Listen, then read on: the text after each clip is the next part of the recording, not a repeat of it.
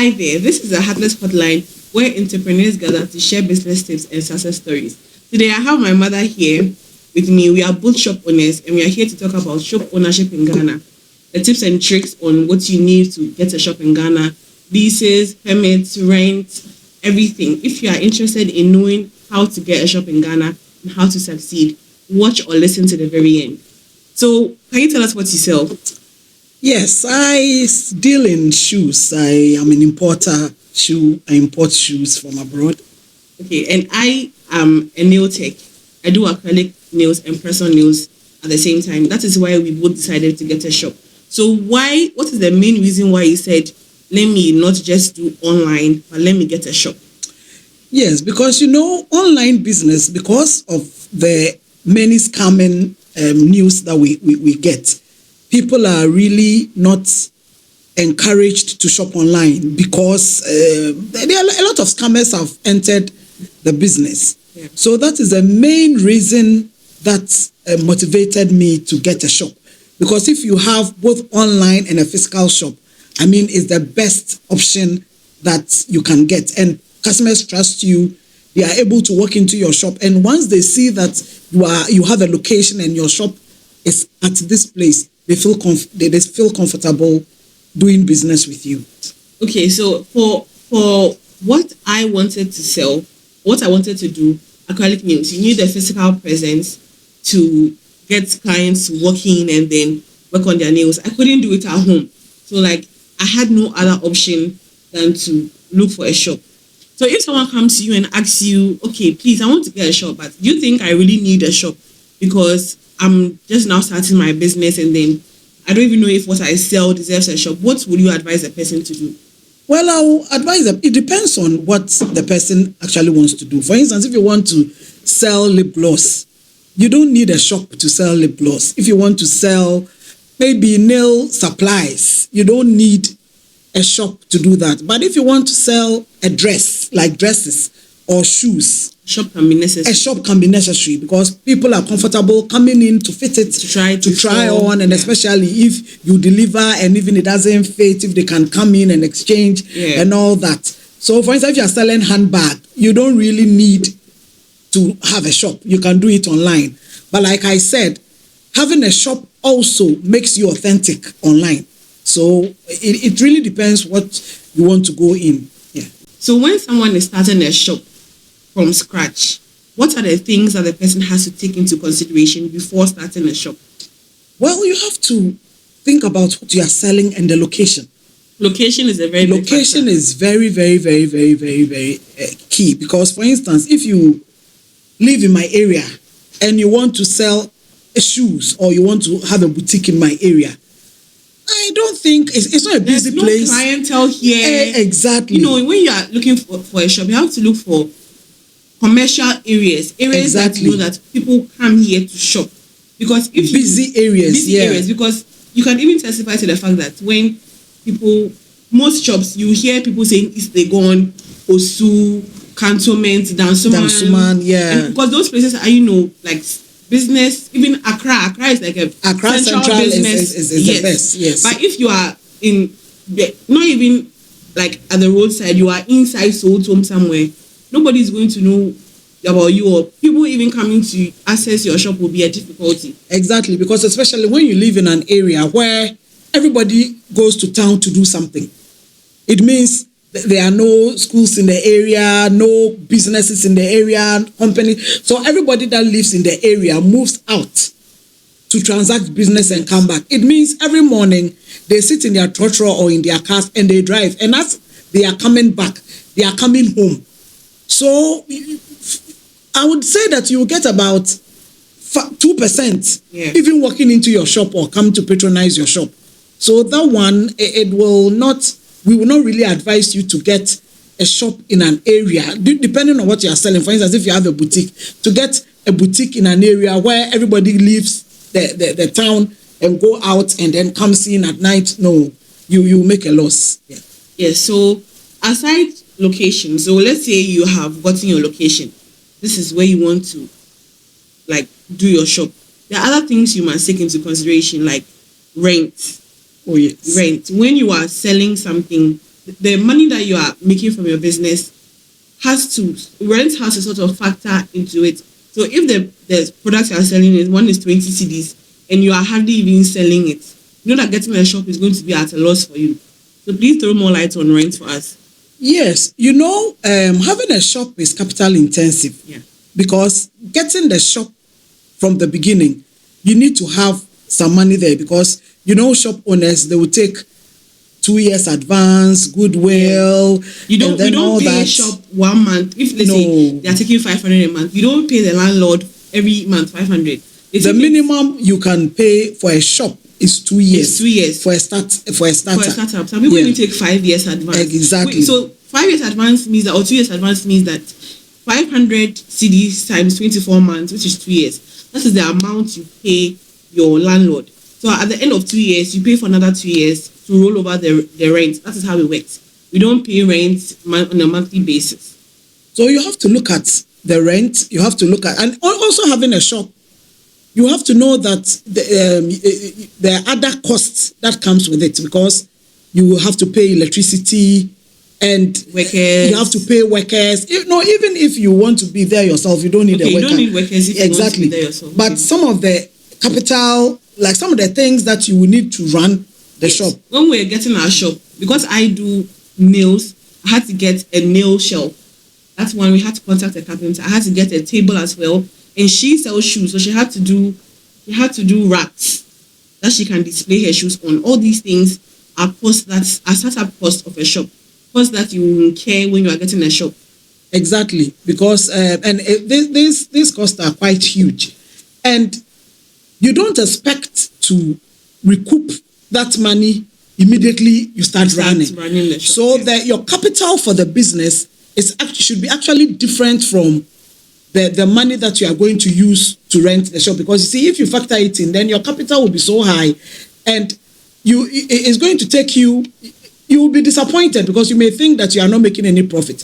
But the cost of the shop, getting a shop, will take care for a longer, like you'll be able to take care of it after a long period. You're not going to recoup it in the short term. So I'll say that in the long term. Also, it all also depends on what you are selling. Okay. So now with this at the side, we've talked about rent, furniture, what you sell. If you have a shop and you don't need a table, you may have to get shelves to display what you are selling. All these things you have to take into factor and write down the cost for everything. Now we want to look at the legal aspects of owning a shop. You can't just get up and be in a shop. The government is going to come for you. So there are certain legal requirements you need in order to obtain a shop. So she's going to throw more light on that. Okay, so if you want to have a shop, first of all, you need to register your business, because if you are not registered and the authorities come around, you can find yourself wanting.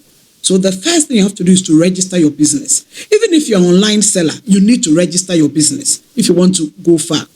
Now, after registering your business, you need to register, or you need to pay your yearly AMA dues, I'll say bill, because whichever area you are under a constituency, and the AMA folks are there, that you have an annual rate that every shop must pay. If you don't pay it, they will come around and they come and lock up your shop. And then the final one is to get registered with tax, GRE.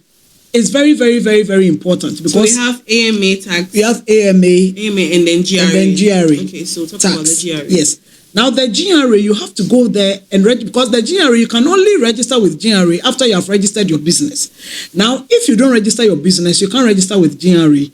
And if you also don't register with GRE to pay tax, you will be found wanting, because the authorities, wherever location you are, the authorities will come around and you can be fined very huge, because anytime you are caught, you are going to pay penalty, and then they'll calculate the time that the shop was set up. I remember when we first got the shop, I was inside, and then some two men came here to the shop, and they wanted to penalize me because they thought I hadn't paid my dues. So, but fortunately, she had paid at that time, so she made me show them, I think, a sheet or a receipt or something. So when they check it and you pay, then they leave. But if supposing I hadn't paid, they would have locked up my shop, and then I would have to go for the keys. Going back for the keys means you have to pay a fine. Penalty, yeah. Yes, and fine. This is very expensive, because they'll multiply the dues that you are owing times a certain number. Exactly. Yes, so you have to make sure that when you are getting a shop, you take tax into consideration, because the way online businesses escape taxes, you can't escape taxes when you have a shop. Exactly. Because you will be penalized. So now I want to talk about marketing the shop. So now we have gotten a location, we have looked at rent, furniture and everything. We have registered our business and paid our tax. Now we have a shop. How do we market it? How do we like put ourselves out there and know that, so that people know that, okay, we are here. Like I'm a nail shop. I want to put myself out there for people to know that I'm here. They can come and fix their nails with me. Yeah, I think with that, you need to run ad. You need to run ad. This brings us to online. This brings us to online, because now online is the best way of running ad. In those days where online wasn't really online, you have to go and pay huge monies to the TV stations to run and ad. Radio. Exactly. But now, thank God for Everything online. is online. Now the point is that if you don't run adverts, nobody will know where you are. Because it says that doing business without advertising is like working in the dark. You know what you are doing, but nobody else does. And the online ad that you run, it's not a one-off or a two-off. You must be consistent, at least for about 6 months. Because online, there's not everybody that is online in a day. So if you run one day and then you think, oh, today I've run one day and the money is high. So no, you need to be consistent, because the more people also see your presence with ad online, then they begin to know that, oh, this is a very serious business. Yeah, you are there. So one day when they need your product, they realize that, oh, I've seen this, then they'll come looking for you. So online ad is very, very, very crucial. So for this is online presence. So you have to run adverts. But when you want to market yourself within the vicinity, you have to get a signage. That's the first thing, because you can't just have a shop that is bare. When somebody is passing, they'll not even know that, oh, this is Prestons by PB or anything. You have to have a signage. It can be on top or anywhere at all, but there must be a signage that shows that this is your shop. And when you have a signage, you have to indicate the services you offer on the signage, because just somebody looking at your name alone, they may not know what you sell, and probably somebody is just passing by that place once. So if they see that, oh, okay, this is a shoe shop, I'll come by next week, then they know that, okay, when they come, they will find shoes. So signages are very important. We did some signages, and it's actually the best because it's waterproof. So when rain pours on it, there's no damage. You have to get a quality signage. They can be quite costly. We had our shop almost 3 years now, so prices may have inflated. So I'm not quite sure of the prices of signages at the moment, but the signage is very important. Now, she spoke about online, and then I also want to talk on flyers for the vicinity adverts. So you can do some flyers. If people are passing by, you say, oh, please, our shop is here, this is a flyer. Then you have to be warm and accepting, so that people will know that. Let me chip in. When it's also very important to do like an opening of the shop. Yes. And then you run a promo of discounts. Yes. Especially if you are into a service-oriented, even if it is like giving sales, because you see, the promo will draw people into the shop. And then when they come, what they buy or the services they get, then they will rather take your shop out and market for you. So the initial promo is very, very, very important. And with the shop, what will take your shop far is word of mouth. Yeah. Somebody will come to your shop and then like what you sell and your customer service, and will go home and tell their sister, their friend, their brother that, oh, this shop is Adansuma. No, their things are very good and affordable. The madam there is also very nice. It's word of mouth. So if you yourself are not at the shop and you hire a shop assistant, and a shop assistant is rude, she's killing your business. Because customer service is very important when keeping a shop. Because I have had instances where I've had some employees in the past, when they came, their service was bad, and people actually stopped coming to my shop because of their service.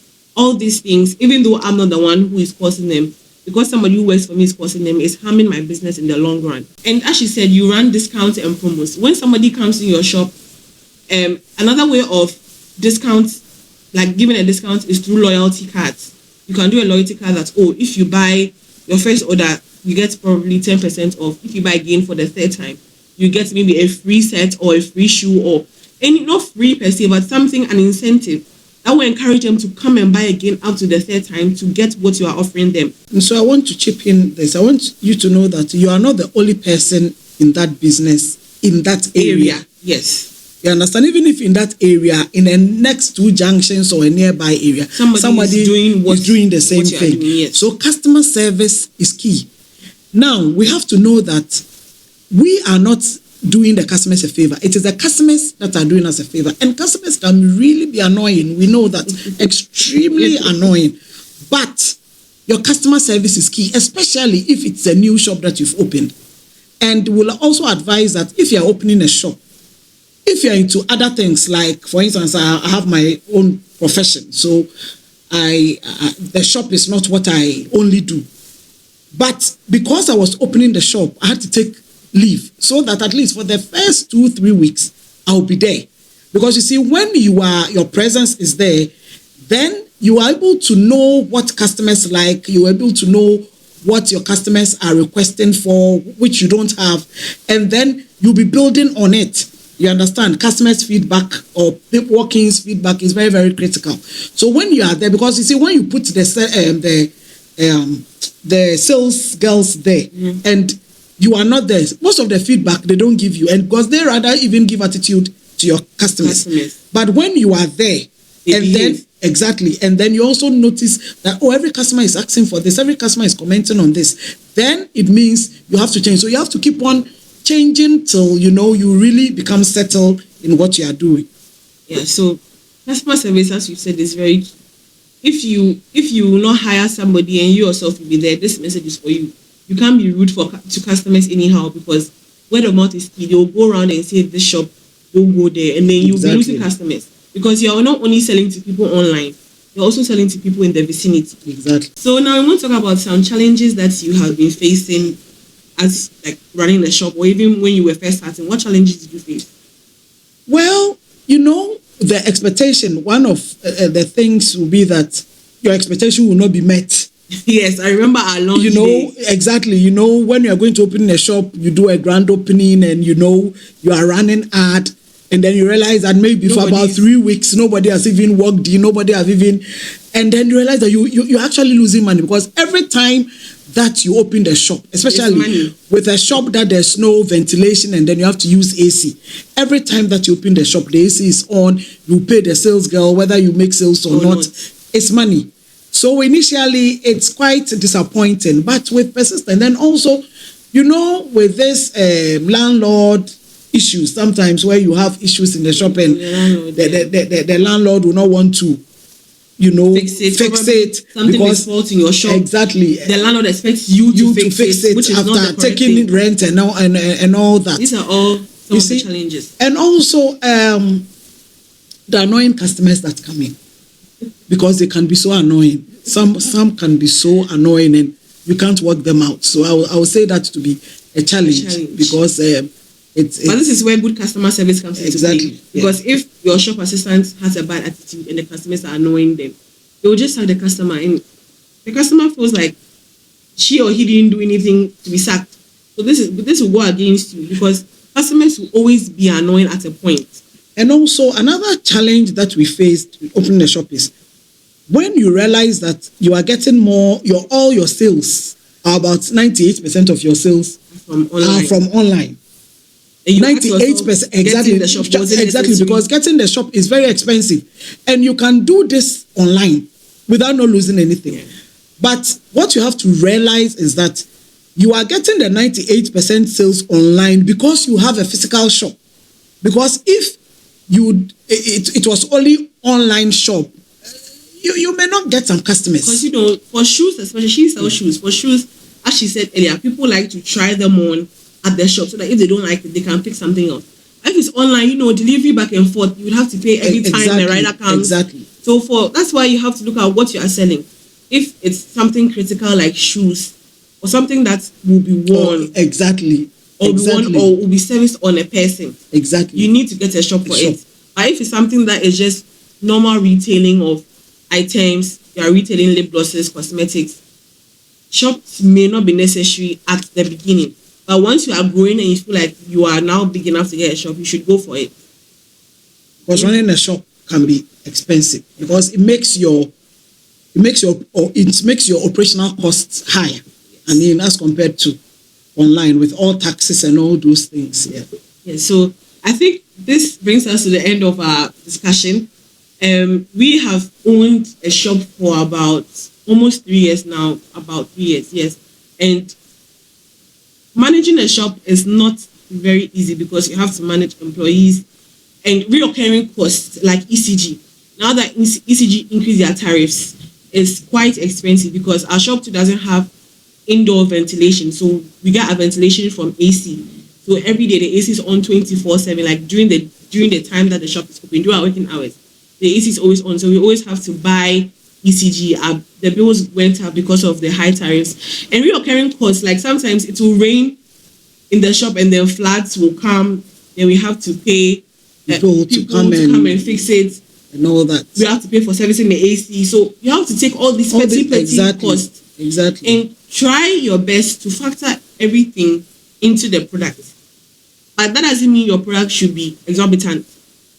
Exactly. And you see, the fact that you see, we are saying what we are saying because we started as online shop. Yes. When you start online, it will be very difficult trying to have a shop with all this cost, additional costs. Because you feel like you are wasting your money. Exactly. But however, you have to know that the online without physical, the sales that you'll be getting will not be the same as online plus physical. Yes, because physical, if you have a physical shop plus online presence, both online people are buying, both people in the vicinity passing by, they come and buy. So even people see that your ad and they know you online, but because most of the time when I'm running ad, the first question that people will text me, your location. What's your location?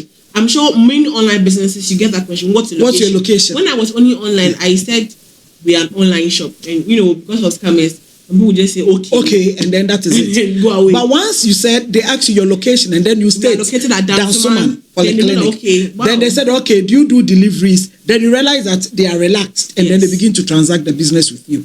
So even though having a shop is capital intensive, at the end of the day, it pays off. It pays off because most people will also text you. They will not buy anything. But after 2 months, you'll be there and then they will walk into the shop. Yes. So online, both online and physical presence is the best option. And getting a shop, like from the beginning, is a slow burning business. You don't just get a shop, then pack. No. We can say that our shop started picking up after 1 year. Yeah. After 1 year of running the shop, that's when we could see that, it's picking up. The first 3 months, especially the first week, the first month was bad. Like, we'll come and sit in the shop the whole day. Not a single person will come in to buy shoes or come in to fix their nails. It was terrible, but then right now, everything has stayed up and it's still picking up because we are still in the process of running the shop. Yeah. So thank you very much for tuning in. This is once again the Heartless Playroom. This is my mother here. She's a shop owner as well, and she owns Kesme Wears, a shoe brand that sells corporate shoes. So if you're interested, her numbers are on the screen. You can contact her or DM her on Instagram. Exactly. You can visit my Instagram page. Yes, at Kesme Wears. At Kesme Wears. Yes, and she will attend to you, or you can visit the shop at Dansoman Polyclinic. Thank you guys for watching and catch you in the next one. Bye-bye.